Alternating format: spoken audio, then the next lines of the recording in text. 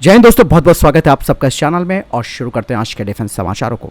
यहाँ पर दोस्तों F-35 की बिक्री को लेकर एक बड़ी अपडेट सामने आई है जो कि भारत के डिफेंस सेक्रेटरी ने कही है। उन्होंने साफ तौर पर बोल दिया है कि अमेरिका की तरफ से हमें F-35 के बारे में कोई भी प्रस्ताव नहीं मिला है, भले ही इस बारे में अटकलें हमारी जो मीडिया है वो लगा रही है।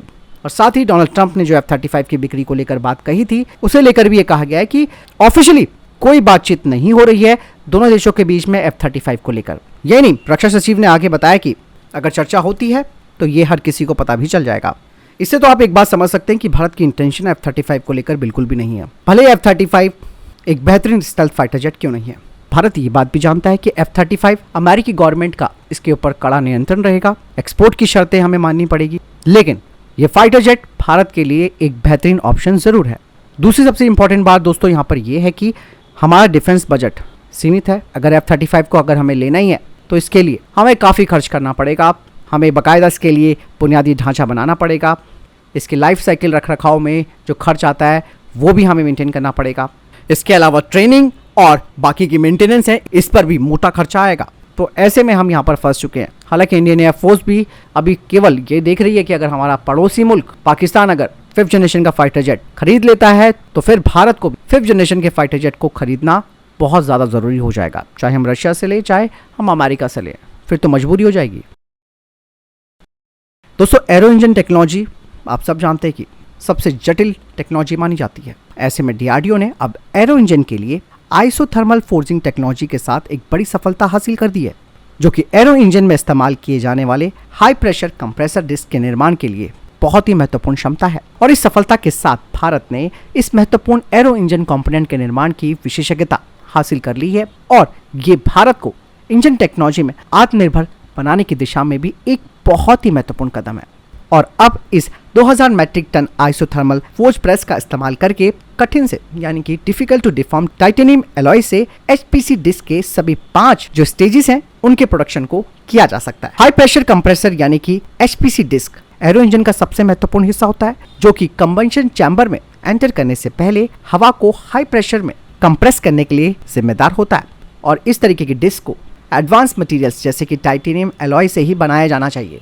तो ये एक बहुत बड़ी उपलब्धि है भारत के एरो इंजन के क्षेत्र में।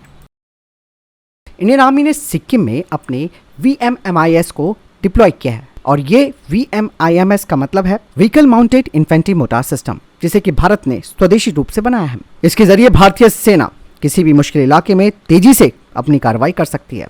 ये जो vehicle mounted infantry motor system है जिसमें कि 81 मिलीमीटर की तोप लगी है और इसे महिंद्रा ALSP पर लगाया गया है, जिसे कि आर्मर्ड लाइट स्पेशलिटी व्हीकल कहा जाता है यानी कि अमाडो। और इस सिस्टम के ALSP पर लगे होने से मुश्किल रास्तों पर इसे आसानी से ले जाया जा सकता है और किसी भी ऑपरेशन में तेजी से रिस्पॉन्स देने में भी ये एक बड़ा फायदा देगी हमारी सेना को। और अलाक्रन L मोटार को अमाडो प्लेटफॉर्म के साथ इंटीग्रेट करने से भारतीय सेना को बेहतर गतिशीलता, त्वरित प्रतिक्रिया क्षमता और बड़ी विमारक क्षमता मिल जाती है। और 81 mm का मोटार कई क्षमताएं प्रदान करता है, जो कि 5 किलोमीटर से अधिक दूरी पर पैदल सेना की ऑपरेशन को सपोर्ट देने के लिए हाई विस्फोटक राउंड, स्मोक या फिर रोशनी के गोले पहुंचाता है। अलाक्रन L सिस्टम की ऑटोमेटेड फीचर्स भी हैं, जैसे कि डिजिटल फायर कंट्रोल और रैपिड बैरल अलाइनमेंट। भारत का डिफेंस एक्सपोर्ट लगातार एक के बाद एक बड़ी ऊंचाइयों को छू रहा है। हाल ही में एक रिपोर्ट सामने आई है जो कि बताती है कि फाइनेंशियल ईयर 2025 में भारत का डिफेंस एक्सपोर्ट 203 बिलियन रुपयों तक पहुंच सकता है। हालांकि भारत सरकार का लक्ष्य तो 2029 तक 500 बिलियन रुपए का है। यहाँ पर दोस्तों ये जो बड़ा उछाल होने वाला है उसके पीछे का रीजन है यूरोप की तरफ से भारत को अब बड़े डिफेंस ऑर्डर्स मिलने वाले हैं, क्योंकि यूरोप में इस वक्त जो मैन्युफैक्चरिंग बाधाएं हैं वो आ रखी हैं और इसे देखते हुए भारतीय जो डिफेंस कंपनियां हैं उनके लिए एक बड़ी अपॉर्चुनिटी की आ गई है। ऐसे में दोस्तों आपने देखा होगा कि अब यूरोपीय जो डिफेंस मैन्युफैक्चरर्स हैं वो भारत के साथ कोलैबोरेशन कर रहे हैं ताकि वो भारत के साथ मिलकर हथियारों को बना सके। और MBDA ने ASRAAM मिसाइल के लिए भारत में ही प्रोडक्शन लाइन स्थापित करने की बात कही है। ऐसे ही कई और यूरोपीय देश हैं जो कि धीरे धीरे या तो भारत के साथ जॉइंट वेंचर कर रहे हैं या फिर भारत से हथियारों को खरीद रहे हैं। और ये जो फिगर्स हैं दोस्तों, ये आंकड़े बताते हैं कि भारत ने पिछले 10 वर्षों में डिफेंस एक्सपोर्ट में 31% वृद्धि की है। और इसका श्रेय दोस्तों हमारी जो प्राइवेट सेक्टर और जो DPSUs है उन्होंने इसमें बड़ा योगदान दिया है।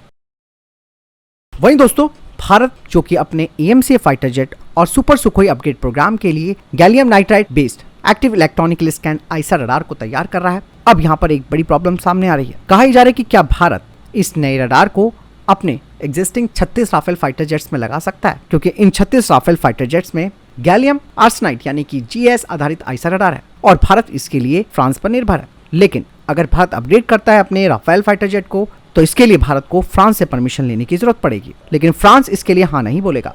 भारत के द्वारा विकसित किया गया gallium based I saw radar gallium arsenide आधारित आईसा रडार से काफी एडवांस है, क्योंकि गैलियम टेक्नोलॉजी में high power efficiency, greater detection range और जैमिंग के लिए बेहतर प्रतिरोध और बेहतर थर्मल मैनेजमेंट होता है। इसीलिए ये एएमसीए और हमारे सुपर सुखोई फाइटर जेट के लिए काफी महत्वपूर्ण हो जाता है। और जो विरूपाक्ष रडार है वो उत्तम आईसा रडार का गैलियम बेस्ड डेरिवेटिव है और इस रडार के लग जाने से भारत अपनी अस्त्र और जो 100 मिसाइलें हैं उन्हें राफेल पर भी आसानी से इंटीग्रेट कर सकता है।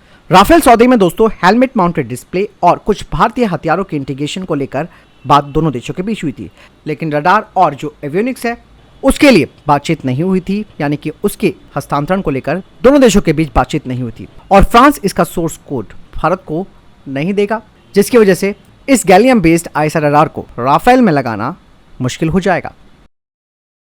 भारत की private sector firm SSS defence ने अपनी नई मनोहर 72 जिसे कि M72 कार्बाइन कहा जाता है, इसका उन्हें उत्तर प्रदेश पुलिस से एक कॉन्ट्रैक्ट मिला है और इस M72 की जो कीमत है वो 93,000 रुपए पर यूनिट है।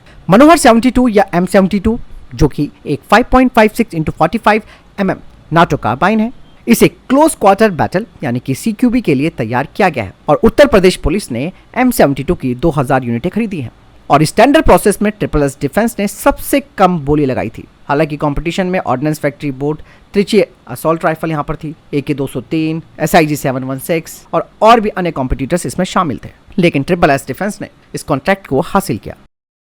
पिछले साल दोस्तों LCA तेजस फाइटर जेट दुर्घटनाग्रस्त हो गया था और ये पहला क्रैश था LCA तेजस मार्क 1 का। इसके बाद कई तरीके के सवाल उठ गए थे। शुरुआत में तो ये कहा गया था कि शायद इसके ऑयल पंप में खराबी थी जिसकी वजह से इंजन बंद हो गया था, लेकिन कुछ कारण यहाँ पर सामने आ रहे जिन्हें औपचारिक तौर पर कभी सामने नहीं लाया जाएगा। कहा यह जा रहा है कि हो सकता है कि यहाँ पर जो निरीक्षण किया जाता है उसमें एक बड़ी चूक हुई है, यानी कि फाइटर जेट को जब उड़ान के लिए तैयार किया जाता है तो उससे पहले इसकी पूरी चेकिंग की जाती है, हेल्थ मॉनिटरिंग होती है, उसे लेकर ये बात कही जा रही है। डिफेंस एक्सपर्ट्स कहते हैं कि इस दुर्घटना के लिए ऑयल पंप कोई जिम्मेदार नहीं था, बल्कि पायलट ने उड़ान भरने के तुरंत बाद इंजन का शोर देखा, जो कि कहीं ना कहीं मैकेनिकल प्रॉब्लम का एक बड़ा सिग्नल था। और कहा जा रहा है कि शायद जो तेल का स्तर इस फाइटर जेट में था वो पूरा नहीं था और ऐसे में कोई तेल पंप में खराबी नहीं थी।